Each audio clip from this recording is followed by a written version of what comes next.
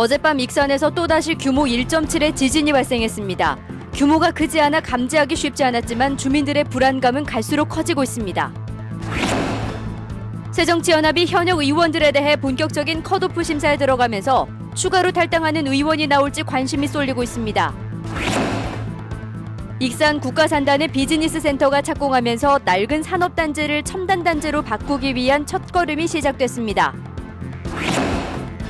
올해 전북 경제는 메르스의 영향으로 큰 타격을 입은 데다 FTA가 잇따라 발효되면서 농가의 어려움도 더욱 커졌습니다. 여러분 안녕하십니까? JTV 8시 뉴스입니다. 규모 3.9의 지진이 발생한 익산에서 어젯밤 또 지진이 발생해 주민들의 불안이 확산되고 있습니다. 이런 가운데 많은 건축물에 내진 설계가 빠져 있어 대책이 필요하다는 지적입니다. 보도에 김진형 기자입니다. 어제 새벽에 한 차례 지진이 휩쓸고 간 익산의 한 농촌 마을입니다.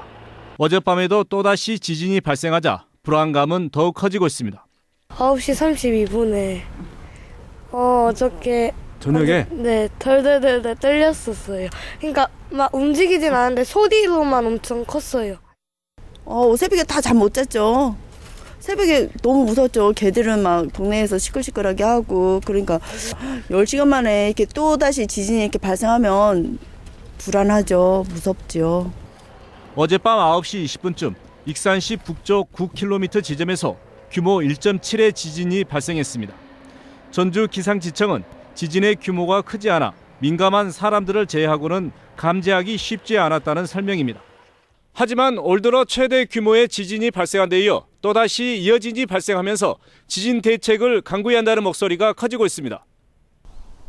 전라북도의 주택과 공공시설, 학교 등 건축물에 대한 내진 성능 확보율은 43%에 그치고 있습니다.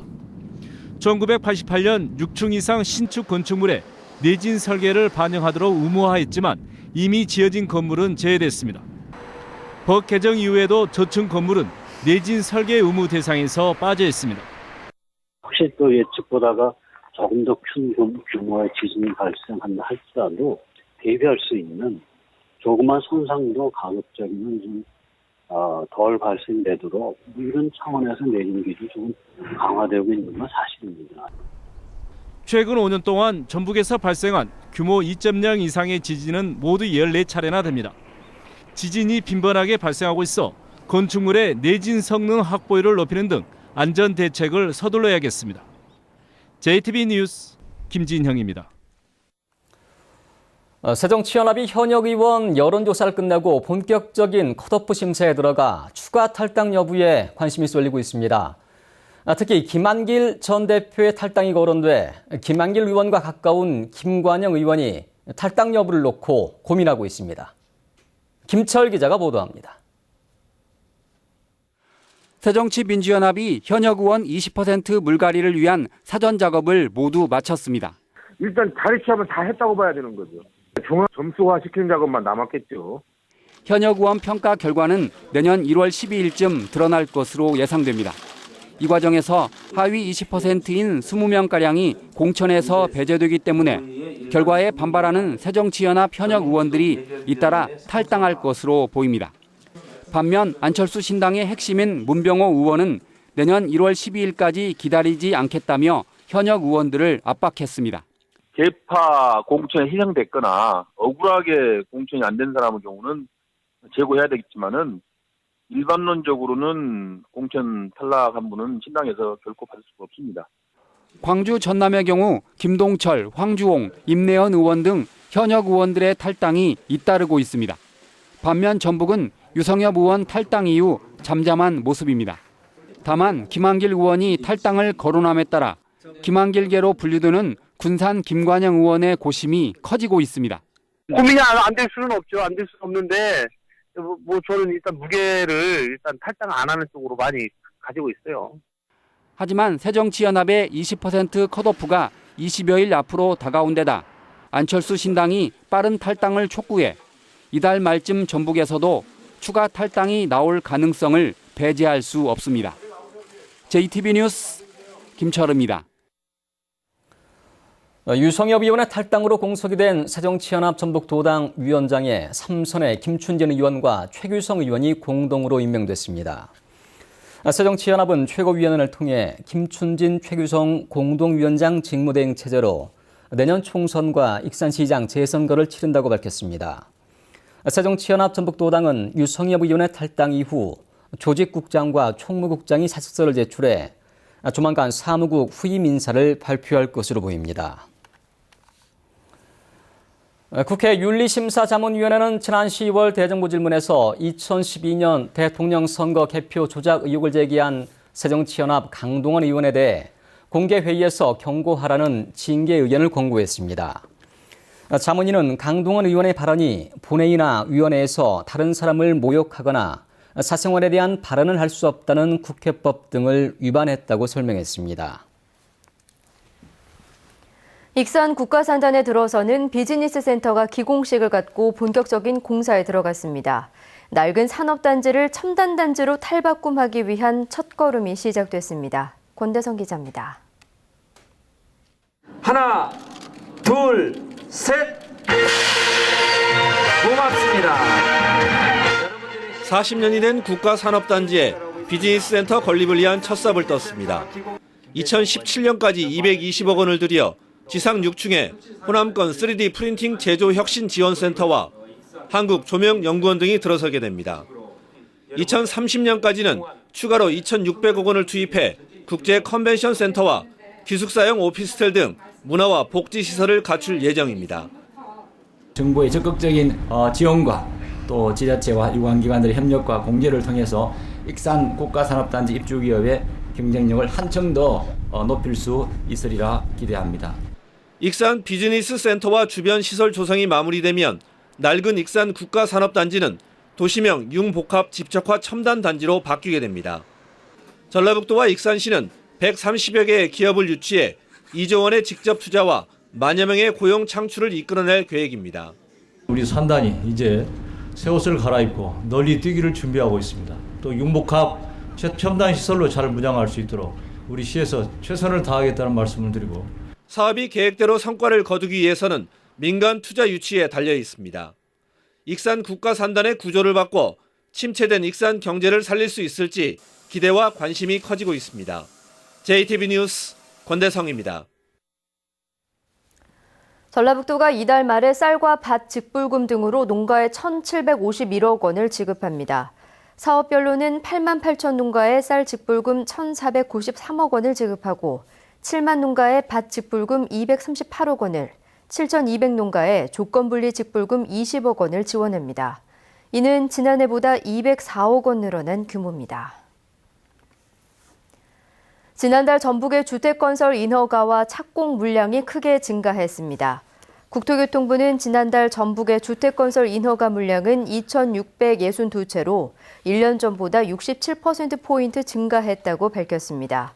또 에코시티에서 공사가 시작돼 착공 물량은 1년 전보다 83%포인트 늘어난 1,329채로 집계됐습니다. 올 한 해 우리 사회 각 분야를 뒤돌아보는 순서입니다. 경제 분야는 메르스의 영향으로 큰 타격을 입었습니다. 한중 FTA가 발효돼 농가의 어려움이 더 커졌고 가계부채와 아파트 공급 과잉도 잠재적인 위험 요인이 됐습니다. 정원익 기자가 보도합니다.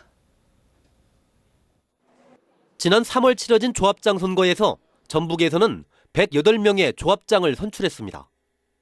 50%인 54곳에서 조합장이 교체돼 조합 운영에 큰 변화를 예고했습니다. 하지만 7명의 전현직 조합장이 선거법 위반 혐의로 기소돼 큰 후유증을 남겼습니다. 대행을 하고 있고요. 내부적으로 저희가 지금 상황 자체가 여러 가지로 그래서 영세 상인들은 메르스의 직격탄을 맞았습니다. 지난 7, 8월 2달 만에 6천 곳이 넘는 음식점이 문을 닫았고 대형 유통 매장도 2012년 이후 가장 낮은 판매액 지수를 기록했습니다. 기업들도 내수 부진으로 경영난을 겪었고 수출은 중국 경제가 둔화돼 3년 연속 내리막길을 걸었습니다. 메르스 여파로 인해서 매출 감소로 인해서 극심한 어려움을 겪었습니다. 여기에다가 수출이 마이너스 성장세를 지속하는 등 우리 경제는 침체 국면을 벗어나지 못했습니다. FTA가 잇따라 발효돼 농업 부문에 큰 피해도 예상되고 있습니다. 정부가 한중 FTA에 대해 피해 직불금, 1조 원 기금 대책 등을 내놓았지만 효과에 대해서는 논란이 이어지고 있습니다. 보전에 대해서 보전 비율은 올라갔는데요. 상향됐는데 발동 요건을 완화해 줘야 우리 농민들이 쉽게 말해서 피해 보전을 제대로 받을 수 있다고 생각합니다. 하반기에는 10월에만 역대 최대 물량인 5,400채의 아파트가 분양돼 고분양가와 아파트 공급 과잉 논란을 불러왔습니다. 가계대출 잔액은 19조 원을 넘어섰고 주택담보대출이 50%를 차지해 미국 금리 인상 등과 맞물려 가계부실의 위험이 더 커지게 됐습니다. JTB 뉴스 정원익입니다. 가습기 살균제로 전북에선 13명이 피해를 입은 것으로 조사됐습니다. 전북환경운동연합은 지난해 보건복지부 1차 조사 결과와 올해 환경부 2차 조사 결과를 분석한 결과 가습기 살균제로 전북에선 13명이 피해를 입었고 이 가운데 2명이 숨졌다고 밝혔습니다. 이 가운데 4명은 정부가 병원비와 장례비 일부를 지원하는 1, 2등급 판정을 받았습니다. 응급의료 전용 헬기인 닥터 헬기가 전북에 배치됩니다. 보건복지부는 닥터 헬기 배치 지역으로 원광대 병원을 선정하고 내년에 헬기 한 대와 국가 예산 등 30억 원을 지원할 예정이라고 밝혔습니다. 닥터 헬기가 배치되면 섬과 산간 지역 등 응급의료 취약 지역에서 환자를 신속하게 병원으로 옮길 수 있게 돼 환자 생존율을 높일 수 있을 것으로 예상됩니다.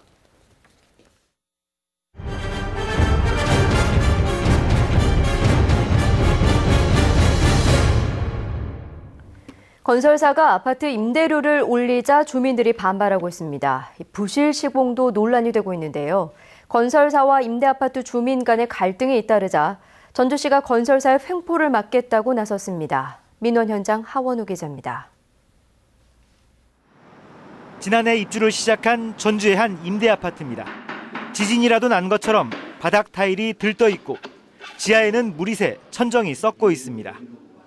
실리콘을 제대로 바르지 않아 창틈은 벌어지고 공동 현관은 벽체에 커다란 금이 갔습니다. 위층 화장실에서 물이 새 천정에 바가지를 올려둔 세대도 있습니다.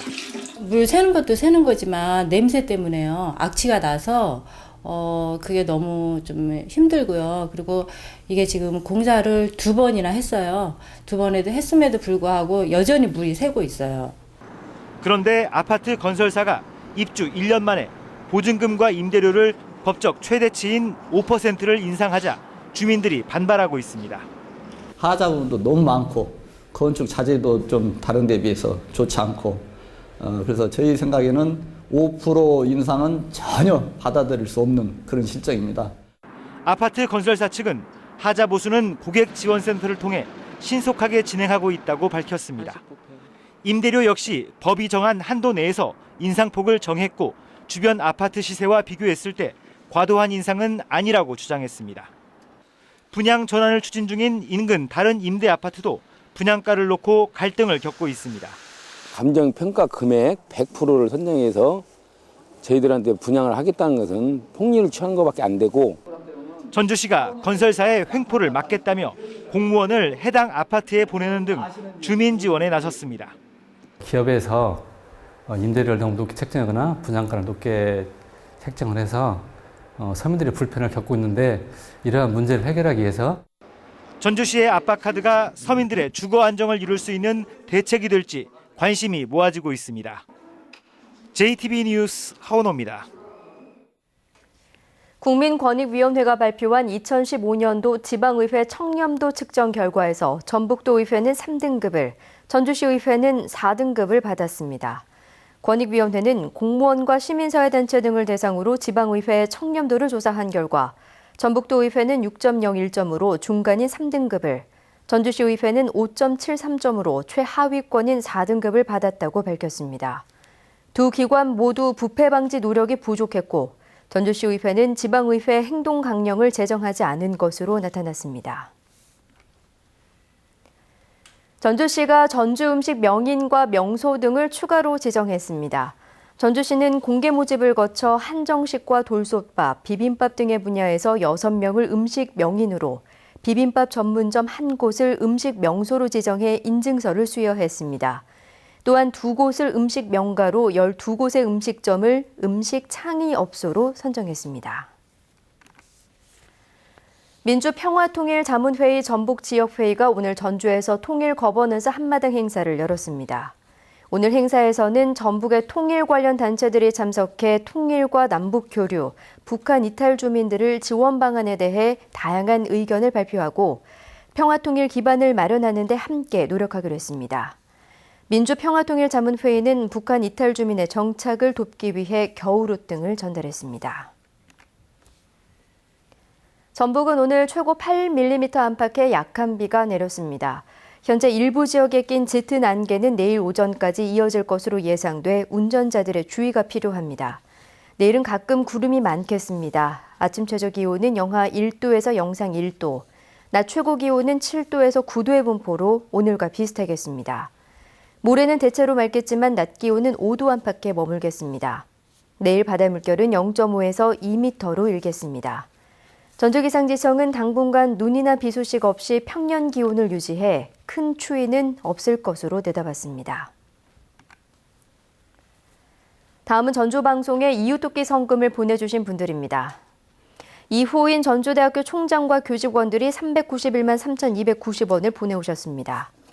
김제시 진봉면 신포마을 주민들이 41만 4천 원, 정동마을 29만 원, 종야마을 23만 2천 원, 해망마을 22만 4천 원, 남상마을 19만 4천 원, 부동마을 주민들이 17만 5천 원, 전선마을 주민들이 11만 원, 익산시 춘포면 문덕마을 주민들이 20만 원, 신호마을 10만 원, 남원시 주천면 상주마을 주민들이 16만 원, 무수마을 14만 원, 대강면 이반마을 주민들이 10만 원, 부안군 부안읍 서회 6마을 주민들이 51만 3천 원, 용계마을 주민들이 35만 원, 금추마을 25만 원, 동중 1마을 23만 원, 구영마을 주민들이 19만 5천 원, 부안군 위도면 대리마을 주민들이 43만 4천 원, 파장금마을 29만 6천 원, 하서면 청일마을 주민들이 24만 원, 계곡마을 주민들이 19만 원, 장원마을 주민들이 15만 원을 보내주셨습니다. 성금을 보내주신 분들께 진심으로 감사드립니다.